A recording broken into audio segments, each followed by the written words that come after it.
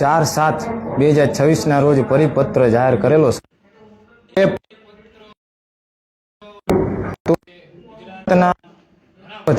અત્યારે અમારી પાસે 365 કાલે રાતે 8 વાગ્યા સુધીમાં પંચાયતના લેટર પેડ ગામમાં સભા કરેલી છે અને એ ગામ લોકો દ્વારા આ નવો પરિપત્ર 365 અત્યારે હું કાલે રાતે 8 વાગ્યા સિવાય 8 વાગ્યા આવ્યા ત્યાં સુધી હું લઈને આવેલો છું નકલ।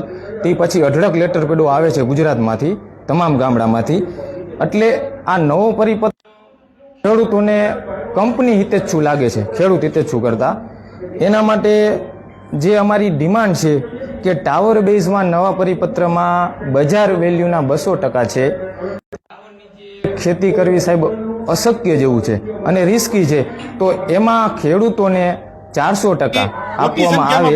અને કોરિડોરમાં જે બેને કીધું ને કે 30 લાખ હોય, મહાનગરપાલિકાની 45 થાય અને નગરપાલિકાની 40 થાય અને મહાનગરપાલિકાની 60 લાખ થાય, તો વેલ્યુએશન તો માર્કેટ રેટ કમિટીમાં ઊંચી જવાની છે સાહેબ। તો પછી સ્લેબ કોરિડોરમાં સ્લેબમાં 30, 45 ને 60 એમાં શું કામ અલગ કર્યું? આખા ભારતના લોકો ટેક્સ સમાન ભરે સાહેબ, તો ઈ કોરિડોર માટે ક્રાઇટેરિયા તો સમાન હોવો જોઈએ અને એ ક્રાઇટેરિયા અમે ગ્રામીણ અને મહાનગરપાલિકા ત્રણેય માટે 260%ની માગણી કરી છે, જેથી કરીને અમને યોગ્ય વળતર મળી શકે। એ ન કરવું હોય તો એના વિકલ્પ રૂપે જે 2013નો કાયદો છે એ પ્રમાણે બજાર કિંમતના 4નો ગુણાક આપીને, એટલે કે 4 ગણા આપીને થાંભલા અને કોરિડોર બંને માટે સેમ આપવામાં આવે। ઈ પણ ન આપવું તો વિકલ્પ રૂપે આપેલું છે લાયસન્સી રૂલ્સ 2006 નિયમ 3B2 મુજબ ખેડૂતોને અનિચ્છા છે, થાંભલો નાખે કોઈ ખેડૂતોને 25 વર્ષ જોખમ લેવું ગમતું નથી સાહેબ।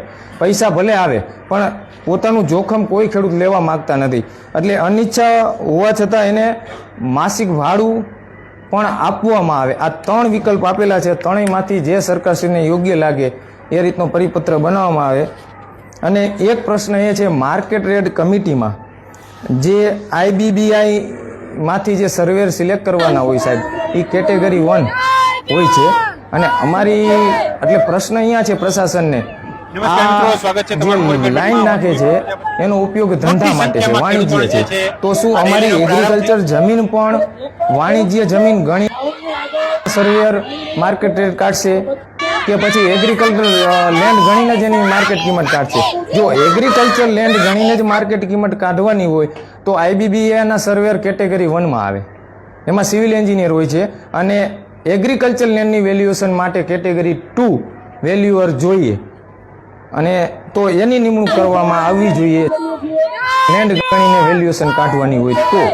અને જો વાણિજ્ય હેતુ ગણીને કાઢવાની હોય તો IBBAના સર્વેયર ચાલે। મોટી સંખ્યામાં ખેડૂતોને જે છે આ રેલીનો પ્રારંભ થઈ અને બીજી માગણી એ હતી કે જ્યારે વન ટાઈમ જ્યારે પાકનું જ્યારે કમ્પન્સેશન છે ઠરાવમાં લખેલું 1 ટાઈમ, તો એના માટે શું કંપની અમારે કપાસ વાવેલો છો જે મોસમી ખેતી કરે છે, કપાસ વાવેલો છે સાહેબ, તો એ 3 કે 4 મહિનાની સિઝન છે, 3-4 મહિનામાં એ ફાઉન્ડેશન કરી લેશે, ટાવર ઊભો કરી લેશે અને તારે ખેંચી લેશે? શું ત્રણેય વસ્તુ 3 મહિનામાં કંપની કરશે? જો ન કરે તો એ પરિપત્રમાં પણ સુધારો કરવો પડે કે જેટલી વખત ક્રોપ ડેમેજ કરે, નુકસાન કરે કે બીજું અન્ય અમારી નુકસાની કરે એનું 3 કે 4 જેટલી સિઝનમાં એ કામ પૂરું કરે એટલું વળતર અમને મળવું જોઈએ, એ પણ અમારી માગણી છે। અને શક્ય હોય ત્યાં સુધી અને ખાસ કરીને કચ્છ જિલ્લો, મોરબી જિલ્લો અને સુરનગર, અડધો ધાંગધ્રા જિલ્લામાં તો સાહેબ કચ્છનું નાનું રણ છે, ત્યાંથી લાઈન પસાર કરવામાં આવે તો ખેડૂતોની જે આજીવિકા છે અને 25 થી 35 વર્ષ જે કંપની લાઈન રાખવાની છે ત્યાં સુધી જીવનું જોખમ ન પડે, તો એ માટે પહેલી ખેડૂતોની રજૂઆત એવી છે કે મોરબી જિલ્લામાં ભવિષ્યમાં એક પણ લાઈનો ન કાઢવામાં આવે ને એની જગ્યાએ કચ્છના નાના રણમાંથી પસાર કરવામાં આવે, બરોબર?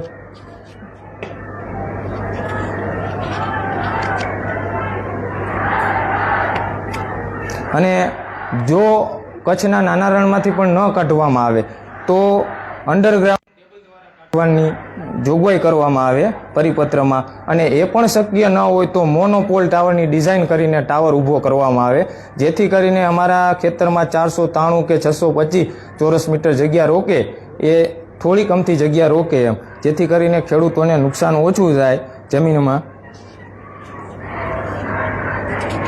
અને ટ્રાન્સમિશન કંપની અમારા ક્ષેત્રમાં થાંભલો કે ટાવર જે કંઈ હોય તો એ ટ્રાન્સમિશન કંપનીની જંગમ મિલકત છે, તો એની જાળવણી કરવાનું કંપનીનું કામ છે. કોઈ ખેડૂતના ખેતરમાં હોય તો એનું નથી. એમ ભવિષ્યમાં એવા અઢળક કેસો બનેલા છે કે ભાઈ અહીંયાથી થાંભલા કે તારમાં કંઈ પણ થાય તો કંપની ખેડૂતો ઉપર કેસ કરે છે અને ખેડૂતોને દબાવે છે. તો એવી પણ જોગવાઈ કરવામાં આવે કે એની જવાબદારી સંપૂર્ણ કંપનીની છે. પછી કંપનીને અહીંયા જે એના ધ્યાન રાખવા માટે જે પણ કર્મચારી રાખવો પડે એ રાખવામાં આવે, જેથી કરીને ખેડૂતો ઉપર ખોટા કેસ અને એને દબાવવાની કોશિશ ન થાય.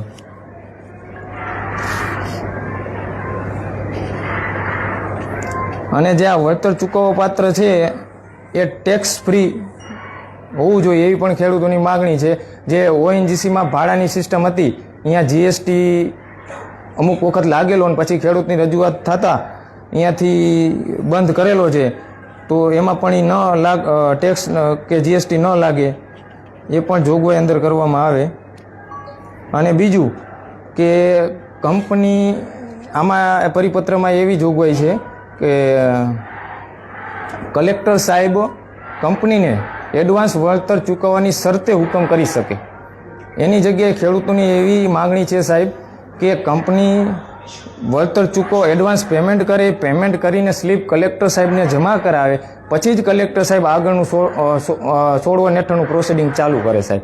તે પહેલાં ન કરે, કારણ કે તમે જો કંપનીને ચૂકવવાની શરતે હુકમ કરી આપો એટલે તરત કંપનીવાળા ખેડૂતના ખેતરમાં કામ કરવા આવે છે અને ખેડૂત નાનો બિચારો બાપડો છે એટલે એ પ્રશાસનને અને કંપની સામે પહોંચી ન શકે એટલે દબાવીને કંપની કામ કરે એવા અઢળક કેસો ધ્યાનમાં આવેલા છે.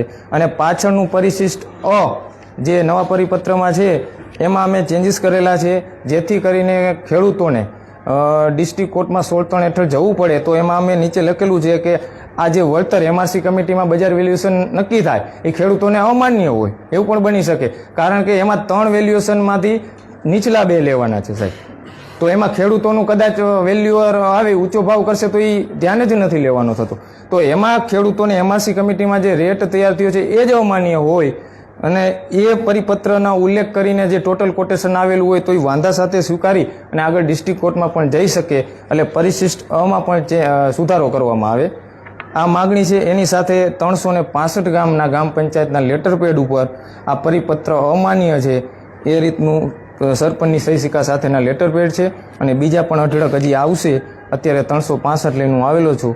એટલે આ અમારું આખું આવેદનપત્ર અને અમારી માગણી બંને આમાં સાથે છે.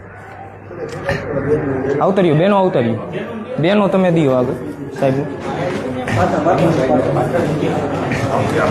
આવતર્યું બે